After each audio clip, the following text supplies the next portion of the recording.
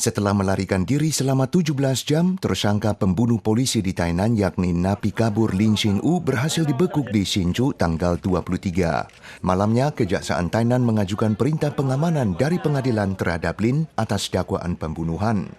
Kasus ini telah memicu perdebatan atas peraturan penggunaan senjata api oleh polisi. 9 tahun lalu, seorang polisi di Wanhua Taipei, Chang Ching-yi, melepaskan 2 tembakan ke arah ban kendaraan, tapi salah satu peluru menewaskan tersangka. Dia akhirnya didakwa atas kelalaian yang menyebabkan kematian orang lain. 只有2秒到3秒钟让你去反应要不要用枪。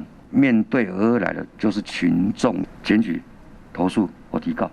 Chang akhirnya dinyatakan tak bersalah setelah melalui proses pengadilan sepanjang 6 tahun.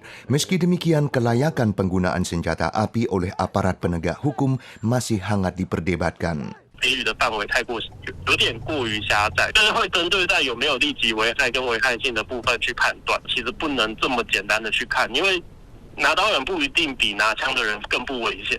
Selain itu, apakah polisi lalu lintas juga seharusnya dilengkapi pistol selayaknya saat bertugas patroli juga kembali hangat dibicarakan. Dalam insiden di Tainan kali ini, salah satu polisi sedang menunaikan tugas pengaturan lalu lintas, maka tidak dilengkapi pistol. Tapi apakah sistem penggunaan senjata api oleh aparat penegak hukum cukup konkret? Kementerian Dalam Negeri mengaku masih banyak yang harus diperbaiki. Maka berharap rancangan revisi UU yang diajukan 2 tahun lalu bisa secepatnya disetujui Yuan Legislatif. Dalam upaya pemberantasan perdagangan manusia dan penipuan telekomunikasi, pihak berwenang Kamboja menemukan bahwa sindikat terkait sedang berusaha memindahkan pangkalan ke Taman KK di Myanmar. Tanggal 23, 7 warga Taiwan dilaporkan diselamatkan oleh polisi Thailand dari taman ini melalui patroli perbatasan dan pemutusan jalur air.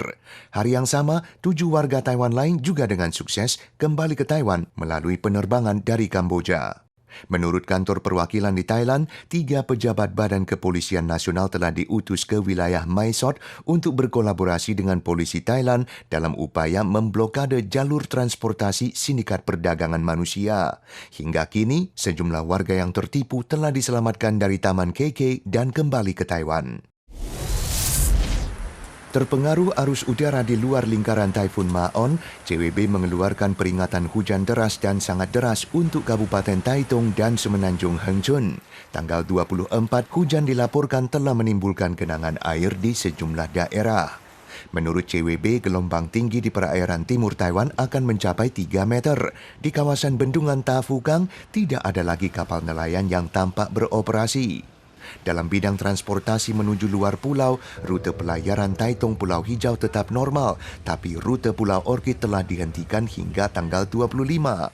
Dan seiring mendekatnya Ma-on di perairan tenggara Taiwan, CWB pun mengingatkan warga di wilayah timur mewaspadai angin kencang dan hujan petir.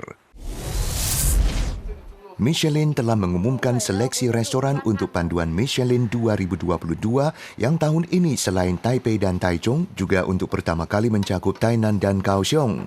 Di antaranya dari 141 yang terpilih masuk daftar Bib Gourmand, salah satu adalah restoran Vietnam di Taichung.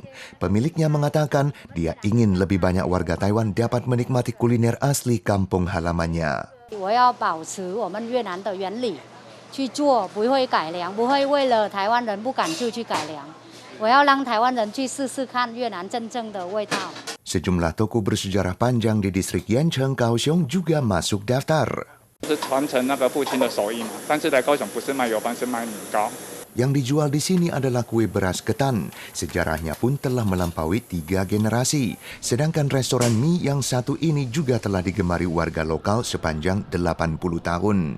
Kali ini selain Tainan dan Kaohsiung untuk pertama kali masuk daftar Bib Gourmand, juga ada 59 restoran yang terpilih untuk pertama kali. Sementara seleksinya dibatasi pada konsumsi minimum 3 jenis sayur dengan harga di bawah $1.000 Taiwan.